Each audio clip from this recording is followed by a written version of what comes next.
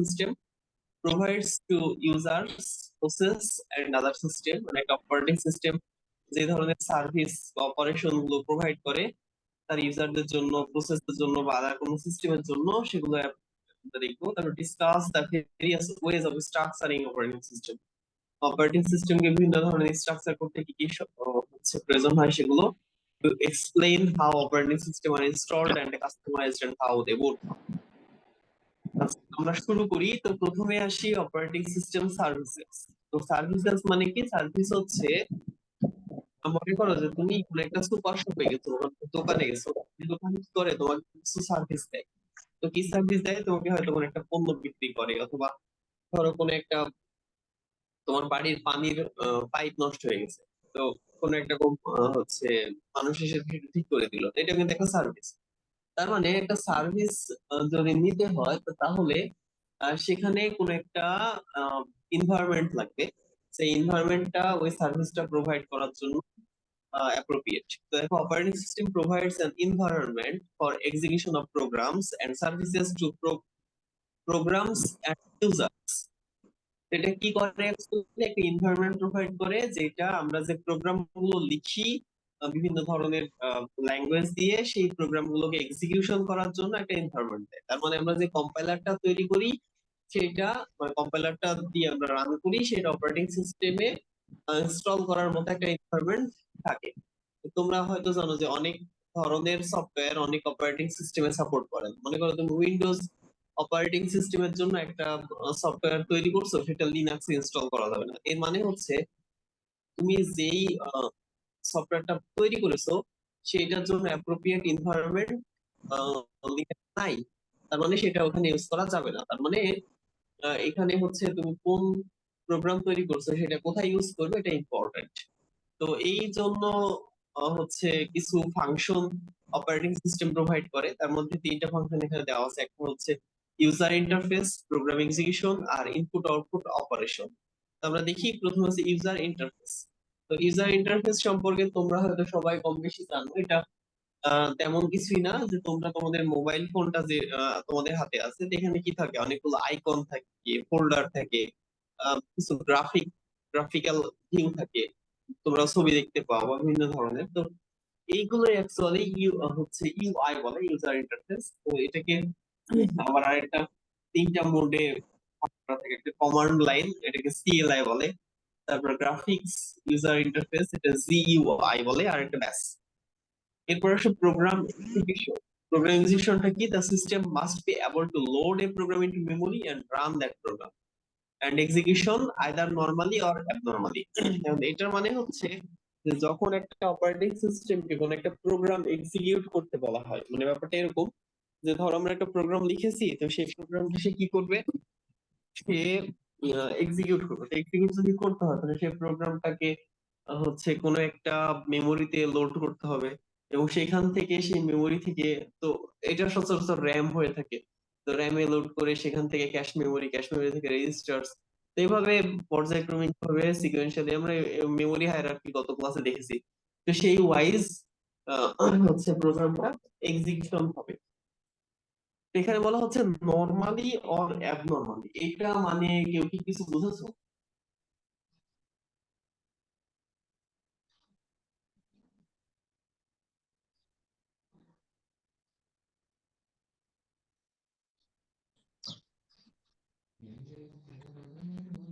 Response নাই, আমার মনে হয় কেউ কিছু বুঝেছো। আচ্ছা, অ্যাবনরমালি নরমালি। হ্যালো?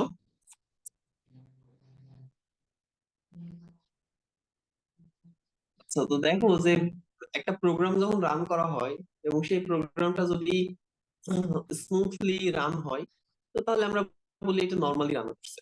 কিন্তু যদি এটাতে কোনো ইরর হয়, কোনো এক্সেপশন থ্রো করে, তো তাহলে এটাকে বলা হয় অ্যাবনরমাল রান। তো অ্যাবনরমালি রান করলে যে প্রোগ্রাম এক্সিকিউশন থেমে যাবে, ব্যাপারটা এরকম না। এক্সিকিউশন থাকবে, কিন্তু তার কোনো কোনো জায়গাতে ইরর দেখাবে, অথবা কোনো একটা ওয়ার্নিং দেখা শো করবে, অথবা কোনো এক্সেপশন থ্রো করবে। তো এগুলোই হচ্ছে ব্যাপার।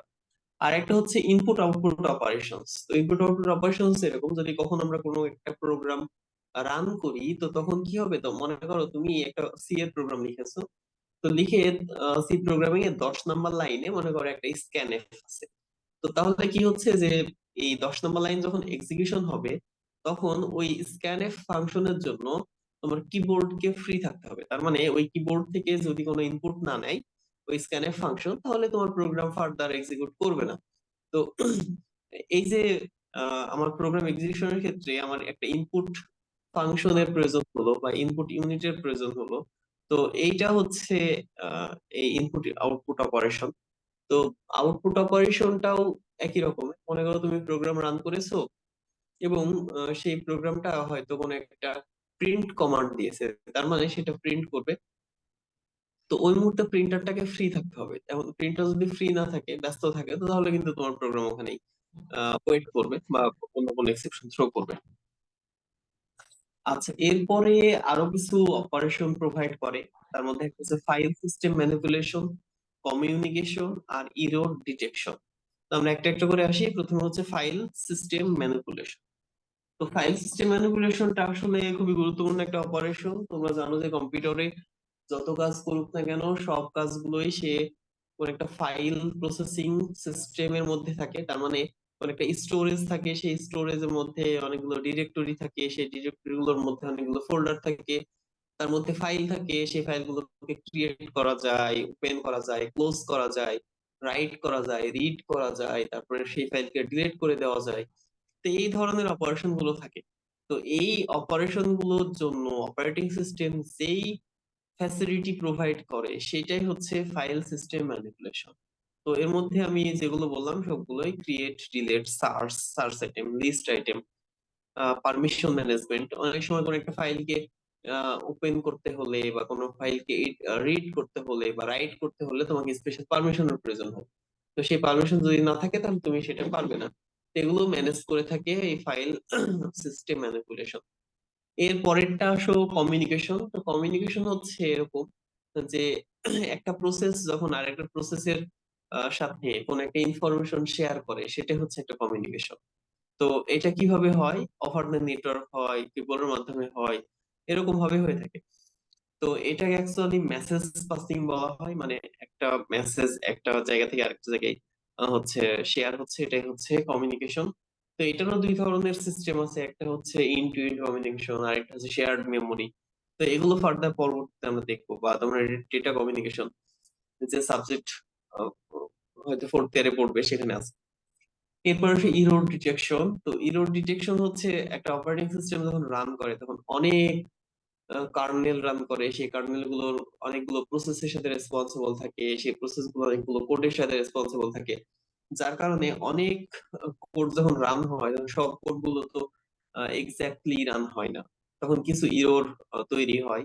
তো সেই ইরর গুলোকে ডিটেক্ট করে এবং পরবর্তীতে সেই ইরর গুলো গুলো আইডেন্টিফাই করে প্রোগ্রামের কাছে পাঠানো, অথবা কোনো কোনো যদি ওইটাকে বাইপাস করার প্রয়োজন হয় সেগুলো। এতে এই ধরনের ব্যাপারগুলো ইরর ডিটেকশন সিস্টেমে হচ্ছে গুরুত্বপূর্ণ। এর মধ্যে দেখো OS needs to be constantly aware of possible errors may occur in the CPU and memory hardware in input output device in user program। তার মানে অনেক জায়গাতে এটা ঘটতে পারে, সিপিইউ তে ঘটতে পারে, মেমোরিতে ঘটতে পারে, ইনপুট আউটপুট ডিভাইসে ঘটতে পারে, ইউজারের প্রোগ্রামে ঘটতে পারে, সবগুলো সবগুলো রেসপন্সিবল। তো প্রতিটা ইররের জন্য ভিন্ন ভিন্ন টাইপ আছে এবং সেই টাইপ গুলোর জন্য এক এক ধরনের অ্যাকশনের প্রয়োজন হয়। তার মানে ইররের ধরন কেমন হবে তার উপরে ডিপেন্ড করে আমরা ডিসাইড করব যে এই ইররটা কিভাবে সমাধান হবে। তো এটা ডিবাগিং এর মাধ্যমে এটা সলভ করা হয়। এটা অনেক সময় আমরা আহ, যখন কোনো একটা প্রোগ্রাম লিখি তখন আমরা যে এডিটর ইউজ করি সেই এডিটরে এই ইরর ডিটেকশন আমরা ইউজ করে থাকি। তোমরা হয়তো ডিবাগিং করেছো অনেক প্রোগ্রাম। তো ডিবাগিং এ কি হয়, অনেকগুলো চেক পয়েন্ট দিতে হয়, সেই চেক পয়েন্ট গুলোর মধ্যে কোন লাইনে ইরর আছে, কি ইরর আছে এটা শো করানো যায়। এটা দুই ধরনের ইরর হয়, একটা কম্পাইল টাইম, একটা run time. Compile time error হচ্ছে যখন তুমি প্রোগ্রামটা লিখেছো কিন্তু রান করোনি, তখন ডিবাগিং করলে যেটা হবে সেটা হচ্ছে কম্পাইল টাইম, এবং এটা আহ, দূর করা কম্পারেটিভলি সহজ। আর একটা হচ্ছে রান টাইম ইরর। তো কম্পাইল টাইম ইররের মধ্যে ধরো সিনট্যাক্স ইরর, ধরো সেমিকোলন দাওনি, হয়তো কোনো একটা ফাংশন যে ফরম্যাটে লিখতে হবে সেই ফরম্যাটে তুমি লিখোনি, কোনো একটা প্যারামিটার মিস করেছো, এই ধরনের প্রবলেম গুলো কম্পাইল টাইম এরর হয়। আর রান টাইম এরর হচ্ছে প্রোগ্রাম রান করবে কিন্তু কোনো একটা কন্ডিশন বা কোনো একটা সিচুয়েশন অ্যারাইজ হবে, যে এই সিচুয়েশন প্রোগ্রামটা ওভারকাম করতে পারবে না। যেমন ধরো জিরো ম্যাথমেটিক্যাল কিছু এক্সেপশন থাকে, যেমন জিরো দিয়ে যদি কোনো একটা ভেরিয়েবলকে বা কোনো একটা সংখ্যাকে ভাগ করো, তাহলে এটা একটা আনসার্টেন রেজাল্ট দিবে, তো এটা একটা রান টাইম এরর। এছাড়া আরো হতে পারে, যেমন কোনো একটা ফাইল নাই, তুমি ওপেন করতে গেছো, কোনো একটা অ্যারে আছে, সেই অ্যারেটা 10 সাইজের, হয়তো 11 পজিশনে ভ্যালু রাখতে গেছো, কোন একটা ফাইল ক্লোজ করছো, ওপেন করছো কিন্তু ফাইলটা নেই, অথবা কোনো একটা ফাইল ক্লোজ করছো কিন্তু ফাইলটা নেই। তো এই ধরনের প্রবলেম গুলো হলে এটা রান টাইম এরর হয়। এটা ভিন্ন ভিন্ন ধরনের হয়ে থাকে। সফটওয়্যার ইঞ্জিনিয়ারিং কোর্সেও এরকম কিছু টপিক হয়তো তোমরা পড়েছো। আরো কিছু ফাংশন অপারেটিং সিস্টেম প্রোভাইড করে বা সার্ভিস, তার মধ্যে একটা হচ্ছে resource allocation, accounting, protection and security. তো দেখো, রিসোর্স অ্যালোকেশন কি? অ্যাকচুয়ালি আমি যখন হচ্ছে অপারেটিং সিস্টেম কোর্স প্রথম যেদিন পড়িয়েছিলাম, তো তখন তোমাদের বলেছিলাম, মানে যেদিন প্রথম আসছিলাম ক্লাসে, সেদিন বলেছিলাম যে অ্যাকচুয়ালি এই অপারেটিং সিস্টেম যেটা করে সেটা হচ্ছে রিসোর্স কে ম্যানেজ করে। তার মানে অনেক রিসোর্স থাকবে এবং কিছু প্রসেস থাকবে, সেই প্রসেস এবং রিসোর্স গুলো কোন প্রসেস কোন রিসোর্স ইউজ করবে, এইটা ম্যানেজ করার দায়িত্ব হচ্ছে অপারেটিং সিস্টেমের। এবং একটা বড় অংশ, মানে অপারেটিং সিস্টেমের একটা বড় বড় অংশ ইউজ হয় এই কাজের জন্য। তো রিসোর্স, কি ধরনের রিসোর্স আমাদের থাকে? তো আমরা যখন রিসোর্স দেখি, বিভিন্ন ধরনের CPU cycle, memory, file storage, interrupt device, এগুলো সবই হচ্ছে রিসোর্স। এখন এই রিসোর্স গুলো কিভাবে আমরা ইউজ করব, এবং আহ, দেখো যে যেহেতু রিসোর্সের সংখ্যা কম, সেক্ষেত্রে এবং প্রোগ্রামের চাহিদা অনেক বেশি, যার কারণে যেটা হয় যে যখন রিসোর্স ইউজ করার প্রয়োজন হয়, তখন অনেক প্রোগ্রাম, যদি কোনো একটা প্রোগ্রাম অলরেডি কোনো একটা রিসোর্স ইউজ করে, সেই মুহূর্তে যদি অন্য একটা প্রোগ্রাম সেই রিসোর্স ইউজ করতে চায়, তাহলে সে সেই অ্যাক্সেসটা পায় না, তাকে হয়তো ওয়েট করতে হবে। কিন্তু দেখা গেল যে কোনো একটা প্রোগ্রাম যদি দীর্ঘ সময় ধরে কোনো একটা রিসোর্সকে বিজি করে রাখে অথবা সেটাকে ইউজ করে, তাহলে অন্য প্রোগ্রামের পক্ষে সেটা অ্যাক্সেস করা কঠিন হয়ে যায়। সেক্ষেত্রে ওভারঅল কম্পিউটার পারফরমেন্স কমে যেতে পারে, যার কারণে এই একটা প্রোগ্রাম কতটুকু রিসোর্স ইউজ করতে পারবে, সে কতটুকু সময় পর সেটাকে ছেড়ে দিবে, এই ধরনের যে অপারেশন গুলো আছে সেগুলোই হচ্ছে রিসোর্স অ্যালোকেশন। এরপরে আসো আসো অ্যাকাউন্টিং। অ্যাকাউন্টিংটা দেখো, to keep track of which user use how much and what kind of computer resource.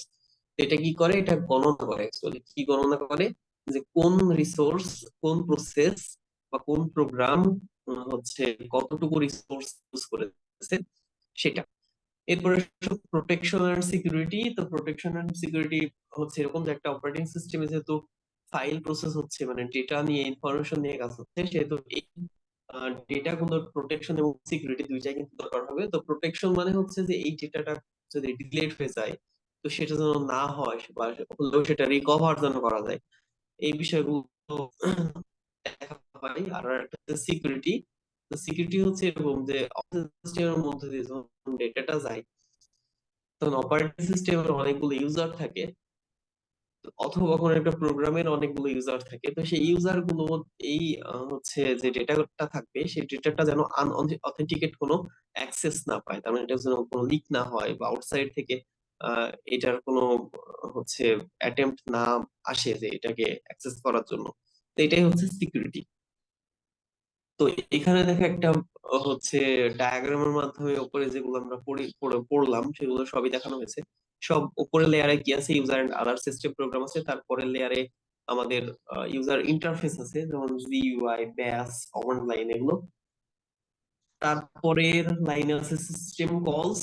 System কলস এর পরে আছে প্রোগ্রাম এক্সিকিউশন, মানে এগুলো service, input operation, file system, communication, resource allocation, accounting, error detection, protection and security.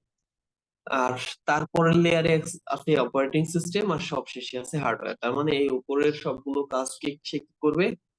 Execute করবে operating system হার্ডওয়্যারের মাধ্যমে। এক মিনিট, আমি একটু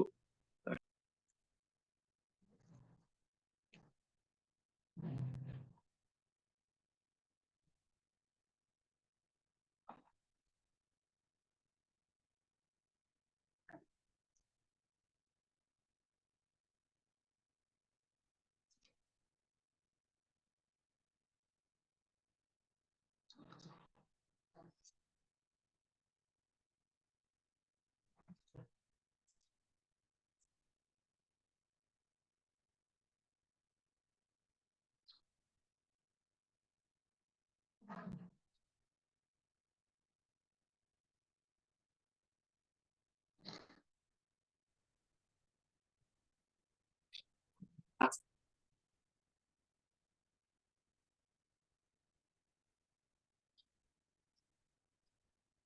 আচ্ছা, এবার দেখো, এবার উম, আমরা যে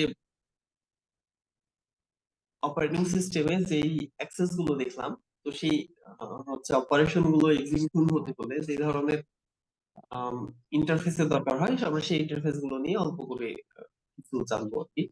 তো প্রথমটা হচ্ছে কমান্ড লাইন। তো সিএলআই বা কমান্ড ইন্টারপ্রিটারও বলে এটাকে। তো এটা কি করে, sometimes implement in kernel, sometimes by system program. তো এটা কার্নেলকে ইমপ্লিমেন্ট করে, আবার কোনো সময় সিস্টেম প্রোগ্রামকে ইমপ্লিমেন্ট করে। তো এটা শেল বলে, শেল হয়তো নাম শুনছে এই শব্দটা। তো এটা হচ্ছে কিছু কমান্ড থাকে, তো বিল্ট ইন কমান্ড, সেই কমান্ড গুলো লিখতে হয়। তোমাদেরকে আমি কমান্ড লাইনে সি প্রোগ্রাম রান করতে বলেছিলাম। তো ওখানে যে কমান্ড দিয়ে তুমি সি প্রোগ্রাম রান করো, ওগুলোই অ্যাকচুয়ালি এই অপারেটিং সিস্টেম যে ফাংশন গুলো প্রোভাইড করে সেগুলো এটার মধ্যে জড়িত। যেমন এখানে কিছু ম্যাকের কমান্ড দেওয়া আছে, এলএস, এটা উইন্ডোজেও আছে, পিডব্লিউডি, তারপরে হচ্ছে ডাব্লু, এরকম ধরনের অনেক ধরনের কমান্ড আছে। এরপরে আসো ডেস্কটপ, মানে এটা হচ্ছে জিইউআই, গ্রাফিক্যাল ইউজার ইন্টারফেস। তো এটা হচ্ছে তোমরা যারা উইন্ডোজ অপারেটিং সিস্টেম ইউজ করো তাদের জন্য আলাদা কিছু না, এখানে অনেকগুলো আইকন থাকে, প্রোগ্রামের ফোল্ডার থাকে। তো সেগুলো অ্যাকচুয়ালি জিইউআই এর অন্তর্ভুক্ত। যেমন এখানে একটা মোবাইল স্ক্রিন দেখা যাচ্ছে, যেখানে হচ্ছে দেখো অনেকগুলো আইকন দেওয়া আছে, ফোল্ডার দেওয়া আছে। এটা হচ্ছে ম্যাকের একটা ভার্সনের। আচ্ছা, এখানে এই যে আমরা আম, বিভিন্ন ফাইল ব্রাউজ করার জন্য যে উইন্ডো গুলো ইউজ করি, এগুলো হচ্ছে জিইউআই এর অংশ। এরপর সিস্টেম কল, এটা খুব গুরুত্বপূর্ণ। তো সিস্টেম কল হচ্ছে এমন একটা সিস্টেম বা কোন একটা ইন্টারফেস, সেটা কি প্রোভাইড করে, কোন একটা হাই লেভেল প্রোগ্রামিং ল্যাঙ্গুয়েজ দিয়ে লেখা কোন একটা সিস্টেম, যেটা আম, হচ্ছে সার্ভিস এবং অপারেটিং সিস্টেমের মাঝখানে অবস্থান করে, এবং এই সিস্টেম কলের মাধ্যমে ওএস কিছু কার্নেলের অ্যাক্সেস প্রোভাইড করে, এবং সেই অ্যাক্সেস গুলো দিয়েই প্রোগ্রামটা রান হয়। যেমন মনে করো যে আমরা যখন সি প্রোগ্রামিং এ প্রিন্ট এফ লিখি, তো এই প্রিন্ট এফ হচ্ছে সি প্রোগ্রামিং এর একটা সিনট্যাক্স, যেটা কল করলে কোন একটা ভেরিয়েবল বা কোন একটা কনস্ট্যান্টের মান ডিসপ্লে করা যায়। কিন্তু এটার জন্য অপারেটিং সিস্টেম একটা সিস্টেম কল আছে, সেটা হচ্ছে রাইট ফাংশন। এই রাইট যখন প্রিন্টএফ কল করো, তখন রাইট সিস্টেম কলটা কল, এবং তখন সে এটা হার্ডওয়্যারের সাহায্য নিয়ে রাইট করে। এটা আমরা দেখবো, একটু পরে দেখবো। একটা সিস্টেম কলে আসলে কি কি ধরনের অপারেশন হয়ে থাকে, সেটা দেখো। যে মনে করো যে একটা সোর্স ফাইল আছে, একটা ডেস্টিনেশন ফাইল আছে। তো এই সোর্স ফাইলটাকে ডেস্টিনেশনে তুমি জাস্ট কপি করে রাখো, এটা হচ্ছে কাজ। তো মানে এটা কিছুই না, তো তোমরা অনেক সময় কোন একটা ফাইল একটা একটা ফোল্ডার থেকে আরেকটা ফোল্ডারে কপি করে রাখো। তো সেটা কিভাবে হয়, এবং সেটার জন্য সিস্টেম কল কি কি হয়, আমরা এটা একটু দেখি। তো দেখো যে এই সিম্পল একটা কাজের জন্য এখানে লিস্ট অফ অপারেশন হয়। তো দেখো যে প্রথমে অ্যাকোয়ার ইনপুট ফাইল নেই, মানে ইনপুটে যে ফাইল আছে সেটার নাম সে নেয়। তারপর right prompt to the screen, এবং সেটা স্ক্রিনে দেখায়। এরপরে অ্যাকসেপ্ট ইনপুট, মানে সেখানে যে ইনপুটটা আছে সেটাকে অ্যাকসেপ্ট করে। তারপরে অ্যাকোয়ার আউটপুট ফাইল নেয়, আউটপুট ফাইল নামটা নেয়। রাইট প্রম্পট স্ক্রিন, সেটাকে আবার স্ক্রিনে দেখায়। তারপরে অ্যাকসেপ্ট ইনপুট, আবারও ইনপুট অ্যাকসেপ্ট করে। তারপর ওপেন দা ইনপুট ফাইল, মানে সেই যে ইনপুট ফাইলটা আমরা কপি করতে চাচ্ছি সেটাকে ওপেন করে। If file does not exist, abort, যদি ফাইলটা না থাকে তাহলে অ্যাবর্ট করে। তারপর ক্রিয়েট আউটপুট ফাইল, যেহেতু এটাকে কপি করে রাখতে হবে সেজন্য নতুন একটা আউটপুট ফাইল সে তৈরি করে। ইফ ফাইল এক্সিস্ট, অ্যাবর্ট, যদি অলরেডি সেই ফাইলটা থেকে থাকে তাহলে সেটাকে অ্যাবর্ট করবে না, অপারেশন করে না। তারপরে হচ্ছে লুপ তৈরি করে একটা, সেই লুপের মধ্যে কি থাকে, read from input, right two output, এই দুইটা থাকে লুপের মধ্যে। তার মানে ওই ইনপুট ফাইল থেকে সে ডেটা রিড করে, এবং আউটপুট ফাইলে সে সেটা রাইট করে। তারপর until read fails, close output file. এই লুপটা কতক্ষণ চলে, যখন রিড ফেল হয়। রিড ফেল কখন হয়, যখন যখন ওই ফাইলের মধ্যে মধ্যে ইনপুট মানে কোন একটা ডেটা ফুরায় যায়, তারপরে ফাইল যখন ক্লোজ হয়ে গেল তখন right complete message to screen, তখন রাইট কমপ্লিট হয়ে গেছে, এটা এই মেসেজটি স্ক্রিনে ডিসপ্লে করে, তারপরে টার্মিনেট নামে, তারপরে এটাকে টার্মিনেট হয়ে যায়। তো এই পুরো প্রসেসটা হচ্ছে জাস্ট একটা ফাইল এক জায়গা থেকে আরেক জায়গায় কপি করার জন্য এই ধরনের সিকোয়েন্স অফ স্টেপ ইউজ করে। তার মানে আমরা যখন কাজ করি কম্পিউটারে তখন কোনো একটা কাজ দেখতে মনে হয় যে খুব সহজেই হয়ে যাচ্ছে, কিন্তু এর কম্পিউটারের মধ্যে বা কম্পিউটার ব্যাকগ্রাউন্ডে অনেক বেশি কাজ হয়ে থাকে। আচ্ছা, তো এইখানে দেখো একটা সিস্টেম এপিআই, একটা রিড ফাইল দেখো, একটা রিড ফাইলের জন্য যখন কোন একটা এপিআই কল করা হয় তো তখন সেটার জন্য যে ফাংশন থাকে, সেই ফাংশন, এই ফাংশন হেডার, তোমরা সি প্রোগ্রামিং যারা করছো তারা এটার সাথে পরিচিত, আমি এটা আলাদা করে দেখাবো না। রিটার্ন টাইপ থাকে, ফাংশন নেম থাকে, আর ভিতরে থাকে প্যারামিটার লিস্ট।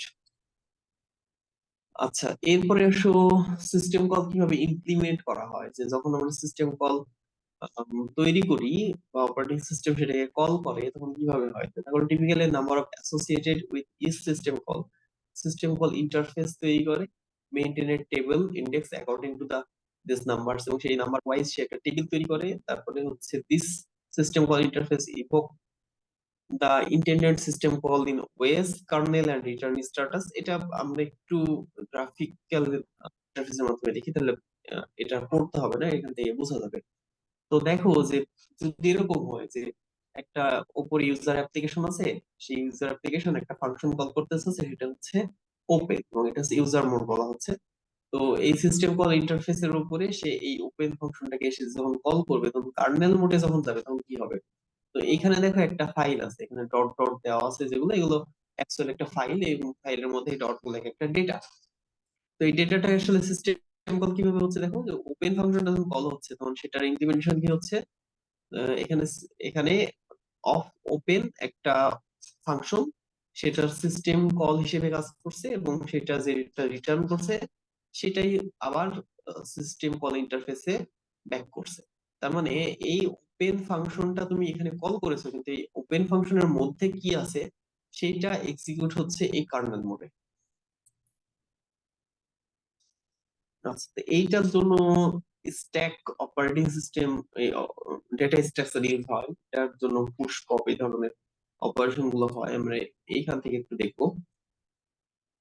তো ধরো এখানে একটা ইউজার প্রোগ্রাম আছে, এখানে একটা অপারেটিং সিস্টেম আছে, তো মাঝখানে যে রেজিস্টার গুলো থাকে আমাদের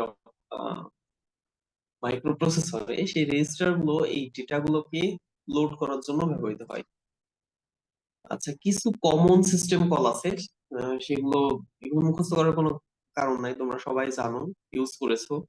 তার মধ্যে প্রসেস কন্ট্রোলের জন্য কিছু সিস্টেম কল আছে, এগুলো সবগুলো আমরা আমাদের ল্যাবের প্রোগ্রামিং এর জন্য এই প্রসেস কন্ট্রোলটাই শুধুমাত্র দেখবো। এর মধ্যে আছে create process, terminate process, end, abort, load, execution, তারপর get process attributes, set process attributes, wait for time, wait event, signal event, allocate and free memory, dump memory, if error, তারপর ডিবাগার আছে, তারপর হচ্ছে লক আছে বিভিন্ন ধরনের।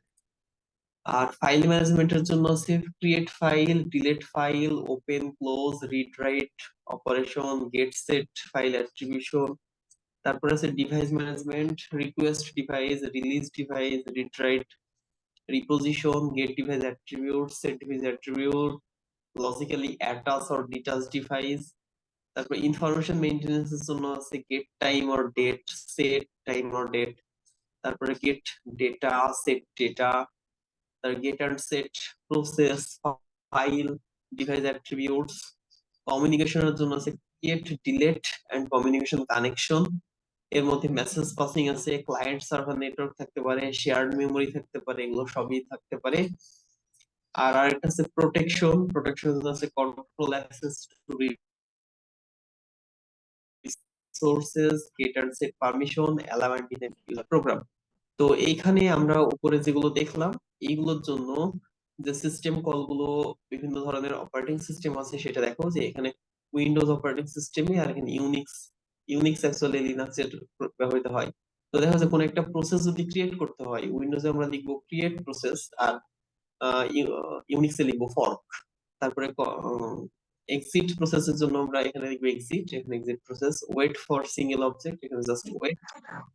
এই ধরনের ফাংশন গুলো আমরা যখন করব তখন এর করসপন্ডিং এর যে সিস্টেম কল আছে সেটা আমরা ইউজ করতে পারবো। এগুলো এই যে এখানে যে ফাংশন গুলো আছে এগুলো আমরা ল্যাবের জন্য ব্যবহার করব।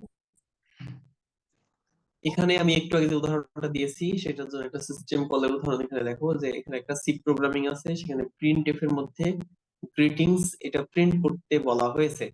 তো এটা ইউজার মোডে যদি দেখি তাহলে আমরা ইউজাররা বা একটা প্রোগ্রামার এই কোডই লিখবে, কিন্তু এটা যখন কার্নেল মোডে বা অপারেটিং সিস্টেম এক্সিকিউট করবে তখন সে কি করবে, এই প্রিন্ট এফ ফাংশনের পরিবর্তে সে রাইট সিস্টেম কলটাকে ইউজ করবে এবং সেই রাইট সিস্টেম কলটা এক্সিকিউট হয়েই এই যে গ্রিটিং এই মেসেজটা ডিসপ্লে করবে। তো এইটা দেখো ইমেজ ডস ওয়েতে দেখো এই সিস্টেম যখন স্টার্ট হয় তখন এর মধ্যে কোনো প্রসেস থাকে না, কিন্তু কোন একটা প্রোগ্রাম যখন রান হয় তখন এই মেমোরির মধ্যে একটা প্রসেসের জন্য একটা মেমোরি অ্যালোকেট হয় এবং সেটা এক্সিকিউট হয়। এইটা আমি দেখাচ্ছিলাম, এখান থেকে অনেকগুলো প্রোগ্রামই হচ্ছে অনেকগুলো স্লাইড হচ্ছে স্কিপ করব।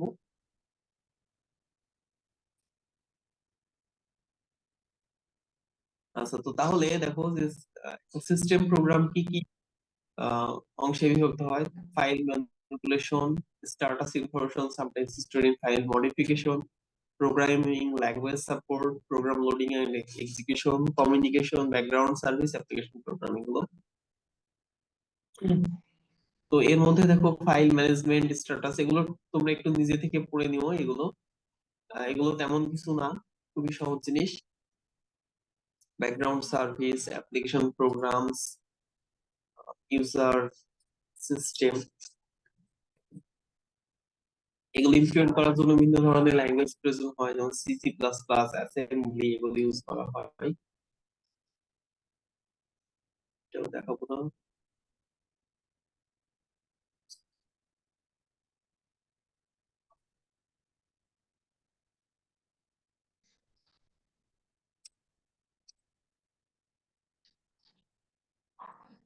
এখানে কিছু জিনিস আমি দেখাই, দেখো যে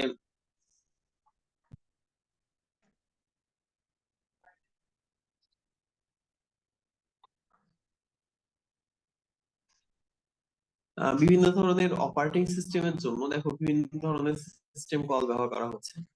যেমন ধরো ম্যাক ওএস এক্স, যেটা হচ্ছে ম্যাকবুক ইউজ করা হয়, সেখানে ধরো এই যে অ্যাকোয়া ইন্টারফেস ইউজ করা হয়, সেখানে জাভা, কোকোয়া, কুইক টাইম এগুলো সব ব্যবহার করা হয়।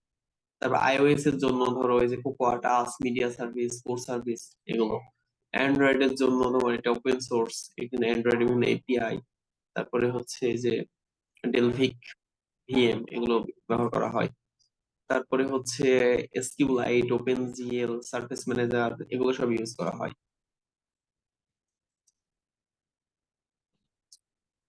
তো এই হচ্ছে আজকের লেকচার ছিল, এখানে আর দেখাবো না। সামনের দিন খুবই গুরুত্বপূর্ণ একটা চ্যাপ্টার হবে, সেটার নাম হচ্ছে প্রসেস। আজকের ক্লাসে কারো কোনো জিজ্ঞাসা?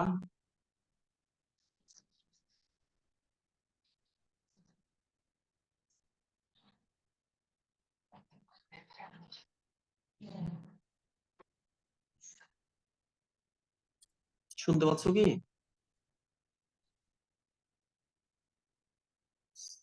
হ্যালো। হ্যাঁ স্যার, শোনা হচ্ছে। আজকে আমি এই পর্যন্তই শেষ করবো, কারো কোনো প্রশ্ন থাকলে একটু বলো।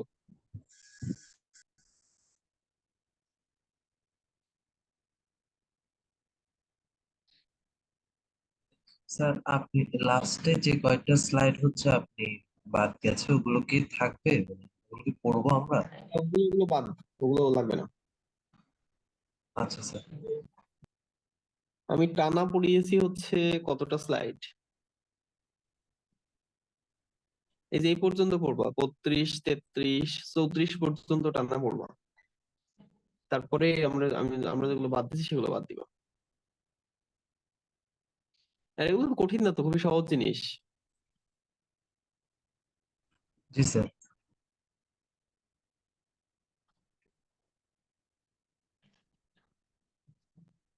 ঠিক আছে তাহলে, আর তোমরা ওই যে অ্যাটেন্ডেন্স শিট, সিআর অ্যাটেন্ডেন্টটা তুমি রেখো, হ্যাঁ সবার রোল নাম্বারটা লিখে রেখো। কোন একটা শিটে, এবং ক্লাস শুরু হলে মানে অফলাইনে ক্লাস হলে তখন আমাকে দিবে। ঠিক আছে? হ্যালো?